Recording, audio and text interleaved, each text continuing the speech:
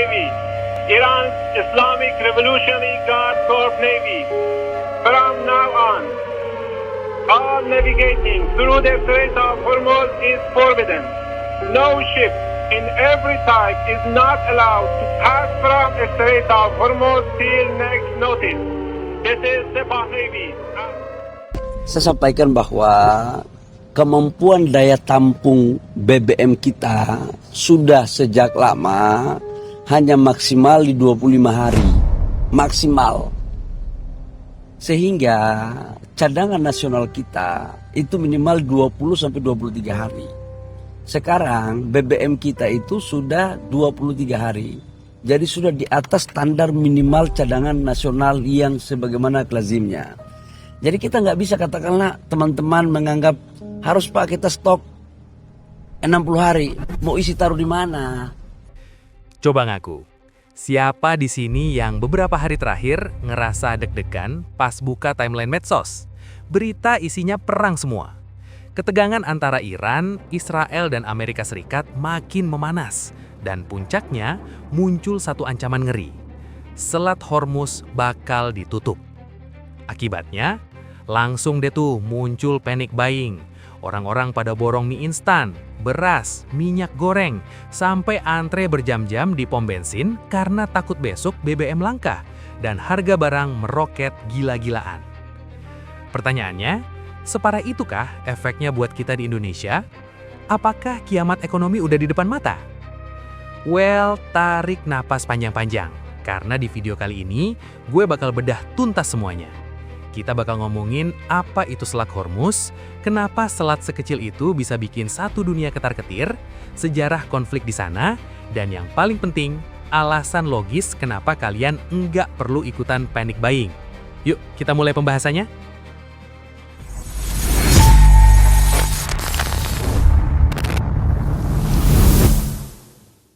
Oke, sebelum kita bahas perangnya, kita harus kenalan dulu sama bintang utama kita hari ini, Selat Hormuz. Di mana sih letaknya? Selat Hormuz ini letaknya ada di antara negara Iran di sebelah utara dan Oman serta Uni Emirat Arab di sebelah selatan. Secara geografis, selat ini menghubungkan Teluk Persia dengan Laut Arab dan Samudra Hindia. Kenapa selat ini penting banget?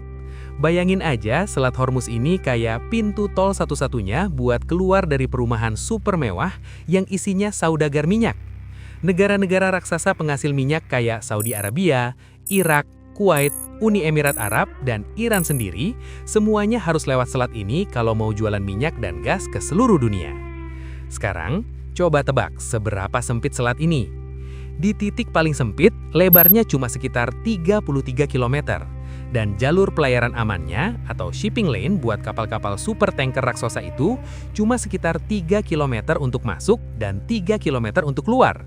Sempit banget guys, apalagi buat kapal tanker seukuran gedung pencakar langit. Tiap harinya, sekitar 20-21 juta barel minyak mentah lewat sini. Itu setara dengan 20% dari total konsumsi minyak seluruh umat manusia di bumi. Gak cuma minyak, tanker war atau perang tanker. Iran dan Irak saling serang kapal dagang dan kapal tanker musuh yang lewat di Teluk Persia dan Selat Hormuz. Tujuannya apa? Ya buat ngancurin ekonomi musuh. Waktu itu keadaan kacau balau. Ratusan kapal rusak. Amerika Serikat akhirnya turun tangan di tahun 1988 dengan melancarkan Operation Praying Mantis, operasi pertempuran laut terbesar AS sejak Perang Dunia II, buat ngancurin pangkalan laut dan kapal-kapal Iran supaya jalur pelayaran aman lagi. Terus, maju ke tahun 2011, 2012, sampai 2019, Iran udah berkali-kali ngancem bakal nutup Selat Hormuz kalau Amerika ngasih sanksi ekonomi ke mereka. Di tahun 2019, bahkan ada insiden misterius, di mana beberapa kapal tanker diledakkan pakai ranjau tempel di dekat selat itu.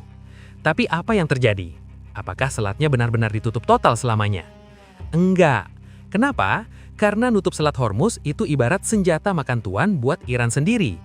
Ekonomi Iran itu sangat bergantung sama ekspor minyak mereka, terutama ke China. Kalau selat ditutup, minyak mereka sendiri nggak bisa keluar. Selain itu, nutup selat secara militer bakal memicu perang besar-besaran dari seluruh dunia, termasuk dari sekutu-sekutu mereka sendiri yang dirugikan.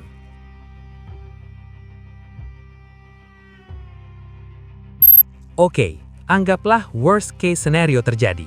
Perang pecah, Iran tebar ranjau laut, dan Selat Hormuz benar-benar nggak bisa dilewati. Apa besok pagi harga Indomie di warung langsung naik 100.000? Jawabannya, jelas enggak. Banyak yang salah kaprah mikir kalau inflasi gara-gara perang itu kayak saklar lampu. Cetek, langsung naik. Padahal, ekonomi makro itu bergeraknya lambat, kayak kapal jagana raksasa yang mau putar balik. Ini urutannya kalau selat sampai terganggu. 1. Premi asuransi meroket. Kapal tanker yang nekat lewat wilayah konflik bakal di-charge asuransi selangit oleh perusahaan asuransi kayak di London. 2. Ubah rute atau rerouting. Karena asuransi mahal dan takut risil, kapal-kapal bakal milih putar balik. Mereka harus keliling lewat Tanjung Harapan di ujung Afrika Selatan. 3. Biaya logistik naik. Rute Afrika ini nambah waktu perjalanan sekitar 10-14 hari. Artinya, butuh bahan bakar kapal lebih banyak, sewa kapal lebih lama, bayar gaji pelaut lebih mahal. 4. Harga minyak mentah dunia menangkap naik. Karena minyak sampainya lebih lama dan biaya angkutnya mahal, harga patokan minyak mentah dunia kayak Brent crude merangkak naik. 5. Biaya produksi pabrik naik. Minyak dunia yang mahal pelan-pelan bikin biaya operasional pabrik, tarif listrik industri, dan biaya truk logistik darat jadi mahal. 6. Harga barang naik atau inflasi. Nah, barulah di tahap akhir ini, berminggu-minggu atau berbulan-bulan kemudian, produsen terpaksa naikin harga jual barang mereka ke kita selaku konsumen. Jadi ada jeda waktu alias lagging period. Pemerintah di berbagai negara, termasuk Indonesia, punya instrumen peredam kejut alias shock absorber. Kita punya cadangan devisa, dan pemerintah biasanya akan intervensi pakai subsidi energi atau menahan harga BBM penugasan setidaknya sampai situasinya agak mereda. Jadi efeknya nggak terjadi dalam semalam. Nah, sekarang kita masuk ke poin paling penting. Kenapa panic buying itu konyol dan justru bikin kita sendiri yang rugi? Pertama, rantai pasokan makanan kita aman. Coba cek kulkas kalian.